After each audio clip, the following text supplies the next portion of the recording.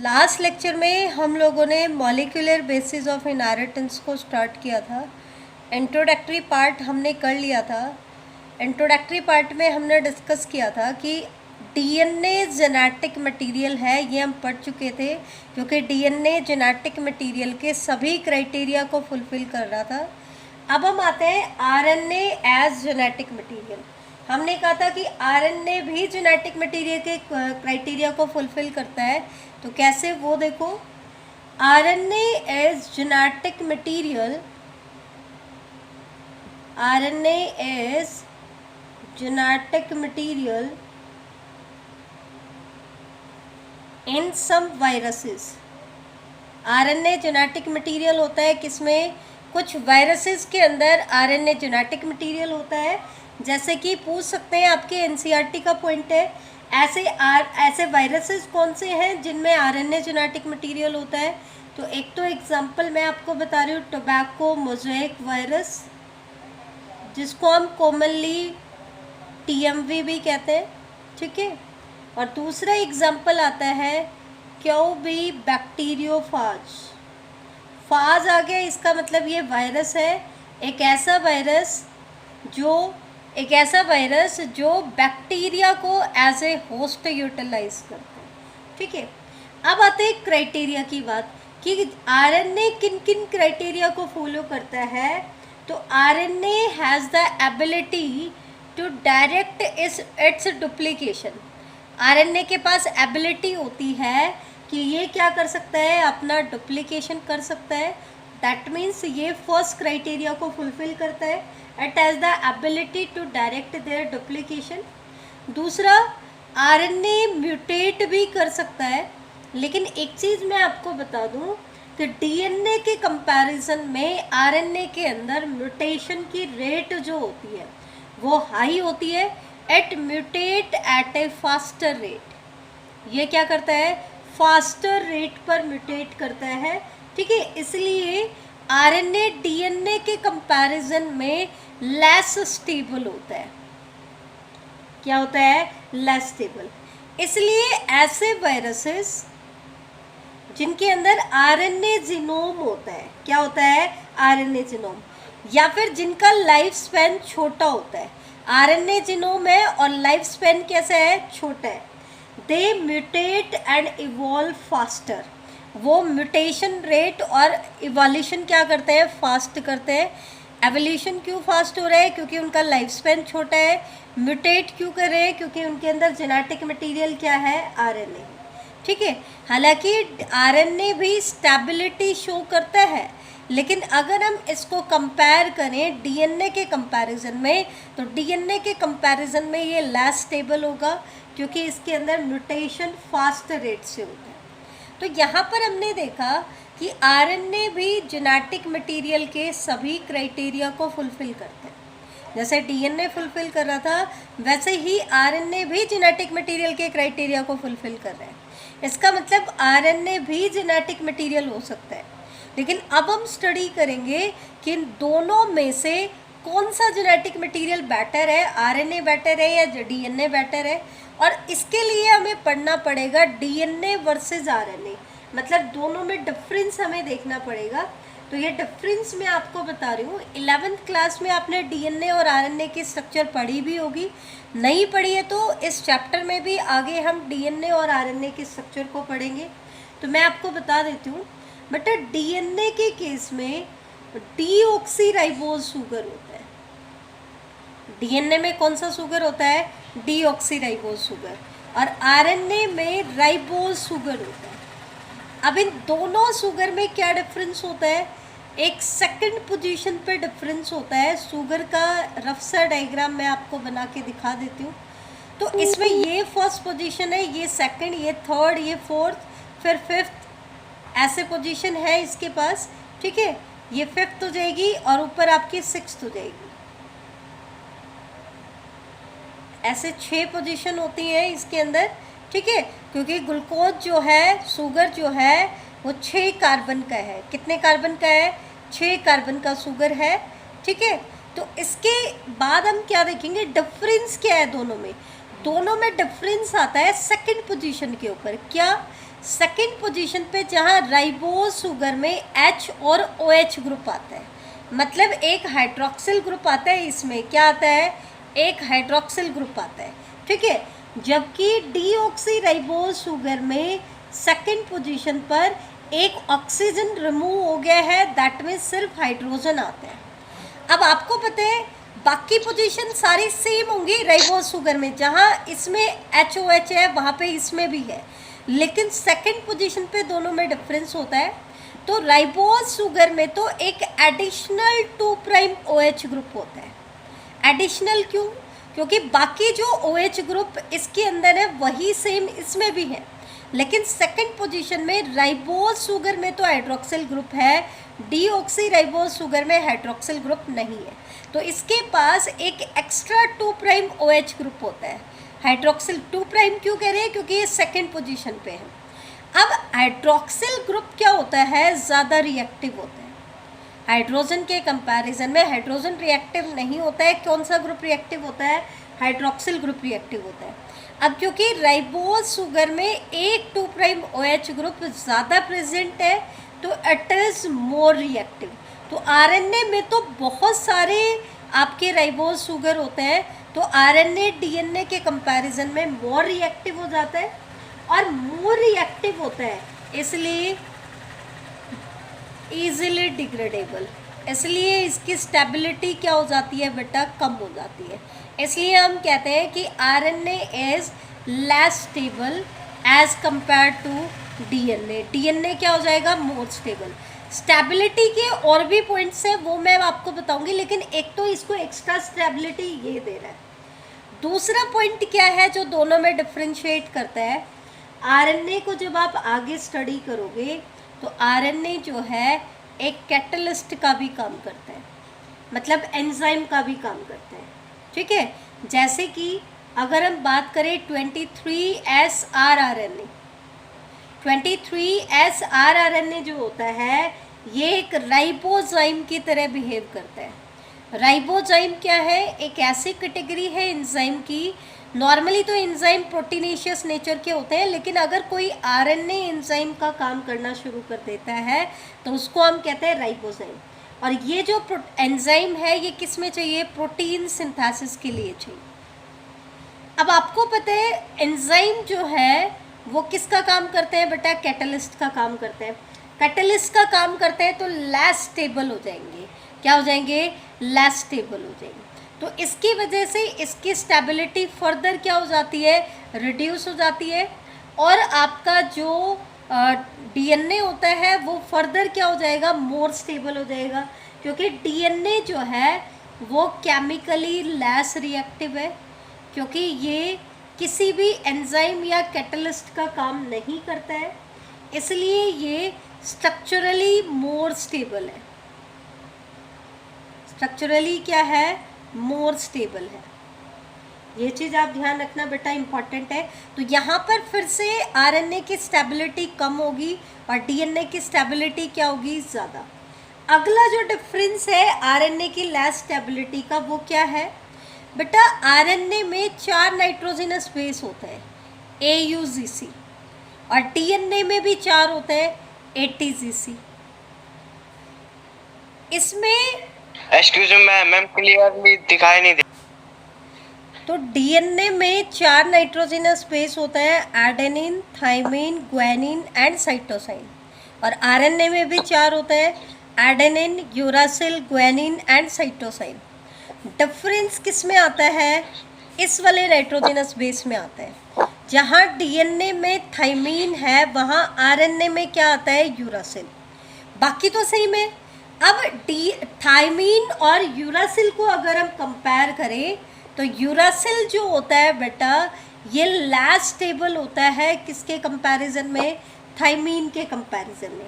तो फिर से इसने क्या कर दिया, आरएनए की स्टेबिलिटी को कम कर दिया, और डीएनए की स्टेबिलिटी क्या होगी, ज़्यादा होगी, ठीक है। नेक्स्ट आता है, नेक्स्ट फीचर आता है आरएनए म्यूटेट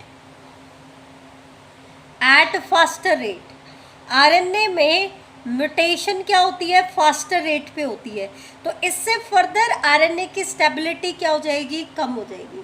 जबकि डीएनए में आरएनए के कंपैरिजन में जो म्यूटेशन होती हैं वो स्लोवर रेट पे होती है। किस पे होती हैं? स्लोवर रेट पे। ठीक है, एक चीज़ और ध्यान रखना, डीएनए और आरएनए में क्या डिफरेंस है।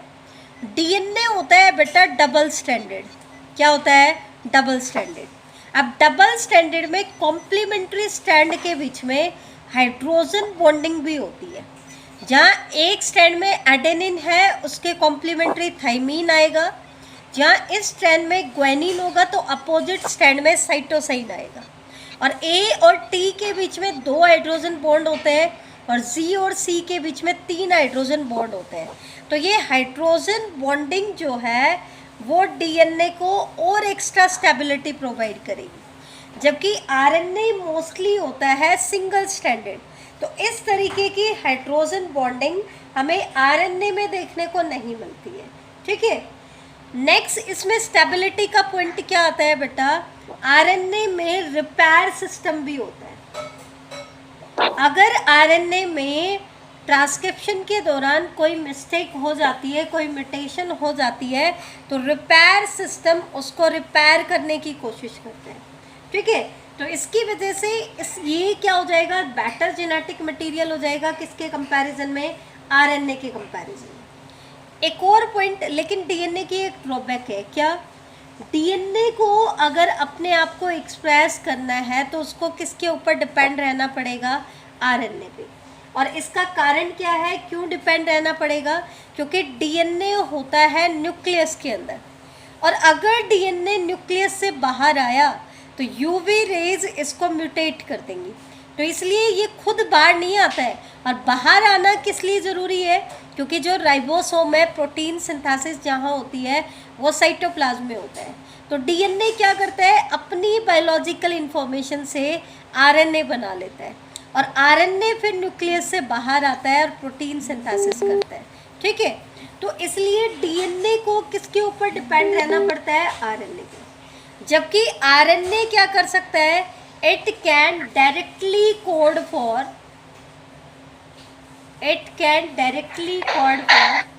The synthesis of protein. ये प्रोटीन की सिंथेसिस के लिए डायरेक्टली कोड करता है। सो ये अपने आप को इजीली एक्सप्रेस कर सकता है। ठीक है, जो प्रोटीन सिंथेसाइजिंग मशीनरी है वो आरएनए के अराउंड ही रिवॉल्व करती है। प्रोटीन सिंथेसाइजिंग मशीनरी किसके अराउंड रिवॉल्व करती है, आरएनए के अराउंड रिवॉल्व करती है। ऐसा क्यों?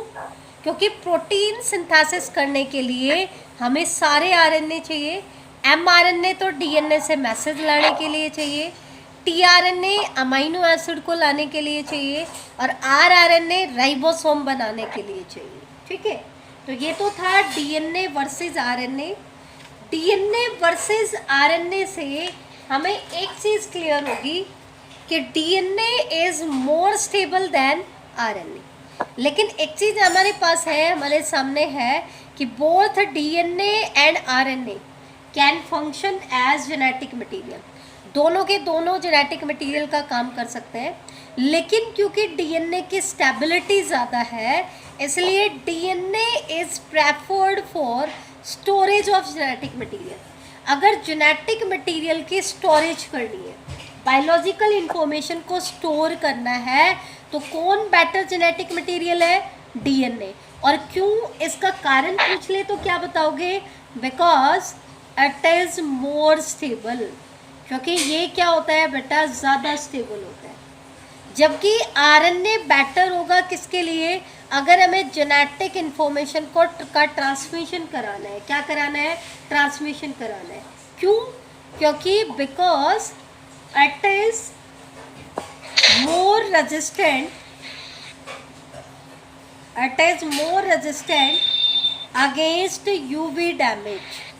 क्योंकि ये यूवी डैमेज के लिए क्या है, ज़्यादा रेजिस्टेंट है, तो ये न्यूक्लियस से बाहर आकर के आ सकता है और प्रोटीन सिंथेसिस करा सकता है। ठीक है, अब हमने कह दिया डीएनए भी जेनेटिक मटेरियल का काम कर सकता है, आरएनए भी जेनेटिक मटेरियल का काम कर सकता है। डीएनए बेटर जेनेटिक मटेरियल है अगर हमें स्टोरेज करनी है, आरएनए बेटर होता है जेनेटिक इन्फॉर्मेशन के ट्रांसमिशन के लिए। तो अब आता है कि फिर which is better genetic material. अगर बेटर जेनेटिक मटेरियल पूछे तो हमेशा आपका आंसर क्या होगा, डीएनए होगा। और इसका रीज़न पूछ ले तो रीज़न क्या होगा, because DNA is more stable. लेकिन अगर यही क्वेश्चन 2 या 3 नंबर में आ जाए तो आपका आंसर सिर्फ इतना नहीं होना चाहिए, फिर आपको बताना पड़ेगा कि ये स्टेबल क्यों है। इसके लिए पहला पॉइंट आएगा क्योंकि इसमें एडिशनल 2' OH ग्रुप होता है, क्योंकि इसमें थाइमीन की जगह पे यूरासिल होता है, क्योंकि डीएनए डबल स्ट्रैंडेड होता है। ये सारे रीज़न आपके आएंगे किसमें कि डीएनए ज़्यादा स्टेबल क्यों है। नेक्स्ट क्वेश्चन आता है, which is the first genetic material. अब हमने कहा लाइफ में जैसे जैसे एवोल्यूशन हुआ बेटर जेनेटिक मटेरियल तो डीएनए है, लेकिन जो first time life form I थी उसके अंदर जेनेटिक मटेरियल क्या था, फर्स्ट जेनेटिक मटेरियल क्या था, तो फर्स्ट जेनेटिक मटेरियल है आरएनए। और इसके फेवर में हमारे पास एविडेंस क्या है, क्या एविडेंस है कि आरएनए फर्स्ट जेनेटिक मटेरियल था, तो इसका फर्स्ट एविडेंस है जितने भी एसेंशियल लाइफ प्रोसेस है, जैसे कि metabolism, translation, splicing, these all events revolve around RNA। ये सभी इवेंट किसके अराउंड रिवॉल्व करते हैं, आरएनए के अराउंड। मेटाबॉलिज्म आपको पता ही है। ट्रांसलेशन क्या होता है, the process of synthesis of protein या पॉलीपेप्टाइड।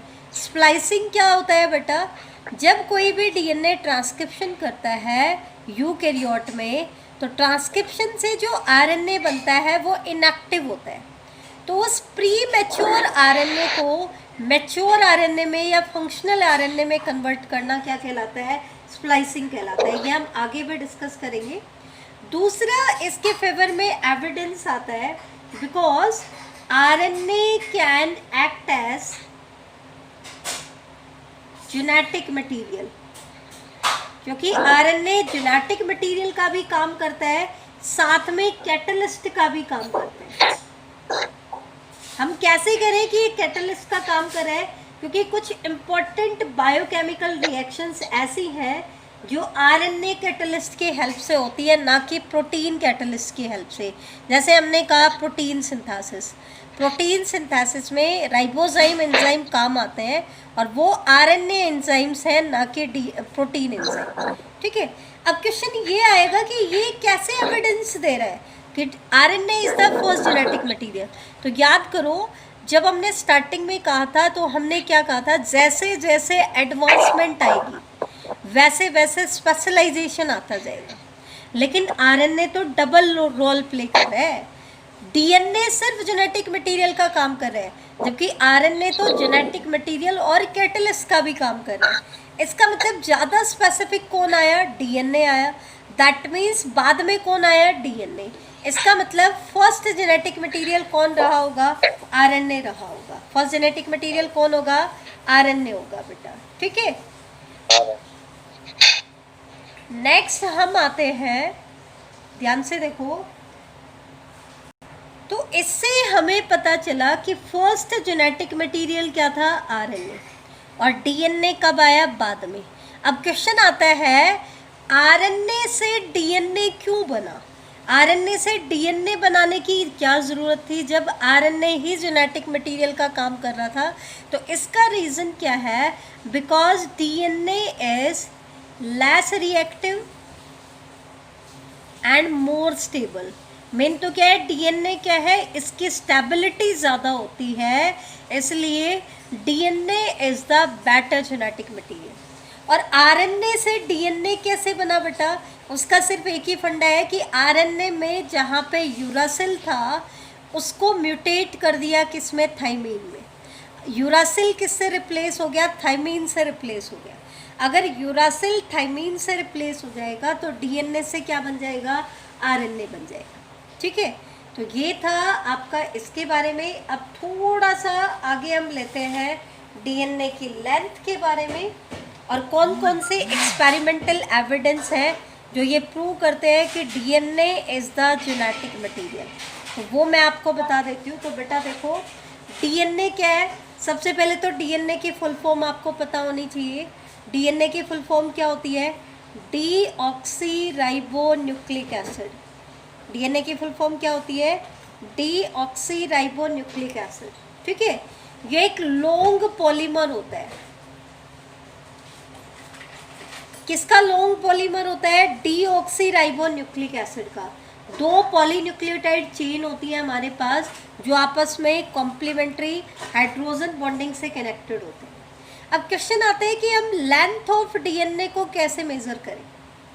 तो बेटा लेंथ ऑफ डीएनए को मेज़र किया जाता है, अगर सिंगल स्ट्रैंडेड हो तो हम बता देते हैं नंबर ऑफ न्यूक्लियोटाइड कि इसमें कितने न्यूक्लियोटाइड हैं। और अगर पेयर ऑफ न्यूक्लियोटाइड, अगर डबल स्ट्रैंडेड होता है, कैसा होता है? डबल स्ट्रैंडेड, तो उस केस में हम इसको मेज़र करते हैं पेयर ऑफ न्यूक्लियोटाइड की फॉर्म में। किसकी फॉर्म में? Pair of nucleotide. और एक पेयर के लिए हम वर्ड यूज़ करते हैं बेस पेयर, जिसको हम शॉर्ट में लिखते हैं बीपी। अब ये क्या होता है ये मैं आपको बता देती हूँ, ध्यान से सुनना। जैसे ये एक न्यूक्लियोटाइड चेन है, पॉलीन्यूक्लियोटाइड चेन है। इसमें यहाँ पे पहला न्यूक्लियोटाइड, दूसरा, तीसरा, चौथा, पांचवा, ऐसे न्यूक्लियोटाइड कनेक्टेड है। और ऐसे ही अपोजिट स्ट्रैंड में भी न्यूक्लियोटाइड है। और इन न्यूक्लियोटाइड के नाइट्रोजिनस बेसिस के बीच में हाइड्रोजन बॉन्डिंग है। जी और सी होगा तो ट्रिपल हाइड्रोजन बॉन्डिंग आएगी, ए और टी होगा तो डबल हाइड्रोजन बॉन्डिंग आएगी। तो या तो हम काउंट कर ले, अगर सिंगल स्ट्रैंडेड है तो हम न्यूक्लियोटाइड का नंबर काउंट कर लेंगे। जैसे हमने यहाँ पे बताया कि 5 न्यूक्लियोटाइड है। लेकिन अगर डीएनए डबल स्ट्रैंडेड है तो फिर हम कैसे काउंट करते हैं? Nucleotide pair. कैसे न्यूक्लियोटाइड पेयर? एक ही पॉलीन्यूक्लियोटाइड चेन के दो न्यूक्लियोटाइड पेयर नहीं बनाते हैं। पेयर हम किसको बोलेंगे? दो डबल स्ट्रैंडेड डीएनए के दोनों न्यूक्लियोटाइड, दोनों पॉलीन्यूक्लियोटाइड चेन के वो न्यूक्लियोटाइड जो आपस में हाइड्रोजन बॉन्डिंग से कनेक्टेड होते हैं, उनको हम कहते हैं एक बेस पेयर। तो अलग अलग ऑर्गेनिज्म में जो डीएनए की लेंथ होती है बेटा, वो अलग अलग होती है। कैसे? सबसे पहले हम बात करते हैं, एक नंबर का क्वेश्चन बन जाता है 5174 बैक्टीरियोफाज। 5174 बैक्टीरियोफाज, इसके डीएनए की लेंथ कितनी है? ये सिंगल स्ट्रैंडेड डीएनए होता है इसका और लीनियर डीएनए होता है। तो हम न्यूक्लियोटाइड्स में काउंट करेंगे 5386 न्यूक्लियोटाइड का डीएनए होता है। कितना होता है? 5386। ये एनसीईआरटी के डाटा है बेटा, आपको याद करने पड़ेंगे। ऐसे ही बैक्टीरियोफाज लैम्बडा, बैक्टीरियोफाज लैम्बडा जो है, इसको हम ऐसे भी रिप्रेजेंट कर देते हैं। इसका जो डीएनए होता है वो डबल स्ट्रैंडेड होता है, लेकिन लीनियर डीएनए होता है। लीनियर मतलब दोनों एंड ज्वाइंटेड नहीं होते। इसके डीएनए की लेंथ होती है 48,502 बेस पेयर, 48,502 बेस पेयर की लेंथ होती है इसकी। ऐसे ही E coli, that means Escherichia coli, इसके अंदर भी डबल स्टैंडर्ड डीएनए होता है, लेकिन सर्कुलर डीएनए होता है। कैसा होता है? सर्कुलर। इसके डीएनए की लेंथ होती है 4.6 इंटू 10⁶ बेस पेयर। अब आ जाओ ह्यूमन। ह्यूमन का एनसीईआरटी ने हैप्लॉइड कंटेंट की लेंथ बताई है। किसकी लेंथ बताई है? हैप्लॉइड कंटेंट की। तो हैप्लॉइड कंटेंट की लेंथ बताई है, डबल स्टैंडर्ड डीएनए होता है, लीनियर डीएनए होता है। कैसा होता है? लीनियर। ठीक है, हैप्लॉइड मतलब क्रोमोसोम पेयर में नहीं है, ठीक है, सिंगल सिंगल क्रोमोसोम है, लेकिन एक क्रोमोसोम में जो डीएनए है वो तो डबल स्टैंडर्ड है। तो लेंथ बता दी 3.3 इंटू 10⁹ बेस पेयर। तो डबल स्टैंडर्ड डीएनए की लेंथ, डिप्लॉयड कंटेंट की लेंथ हो जाएगी बेटा, डबल कर देंगे 6.6 इंटू 10⁹ बेस पेयर। ये ध्यान रखना, हैप्लॉइड कंटेंट पूछा है तो 3.3 इंटू 10⁹ बेस पेयर, और अगर डिप्लॉयड कंटेंट पूछा है तो 6.6 इंटू 10⁹ 9 बेस पेयर, ये आ गई लेंथ ऑफ डीएनए। अब लास्ट, बिल्कुल लास्ट पॉइंट, हमने कहा डीएनए जेनेटिक मटेरियल है, तो इसको प्रूव करने के लिए हमारे पास क्या एविडेंस है, क्या एक्सपेरिमेंटल एविडेंस है कि डीएनए जेनेटिक मटेरियल है। तो यहाँ पर हम 3 एक्सपेरिमेंट पढ़ेंगे। पहला एक्सपेरिमेंट है हमारा ट्रांसफॉर्मिंग प्रिंसिपल, ग्रिफिथ का ट्रांसफॉर्मिंग प्रिंसिपल, जो कि आपने +1 में भी पढ़ा है।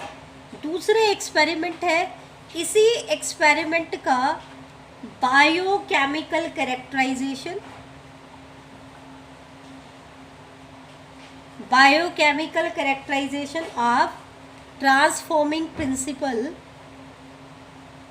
और तीसरा एक्सपेरिमेंट हम पढ़ेंगे बेटा हर्शे एंड चेज एक्सपेरिमेंट। कौन सा experiment? Hershey and chase experiment. ये 3 एक्सपेरिमेंट हम एक्सपेरिमेंटल एविडेंसेस में हम पढ़ेंगे बेटा, ट्रांसफॉर्मिंग प्रिंसिपल और उसका बायोकेमिकल कैरेक्टराइजेशन, और तीसरा एक्सपेरिमेंट आ जाएगा हर्शे एंड चेज एक्सपेरिमेंट।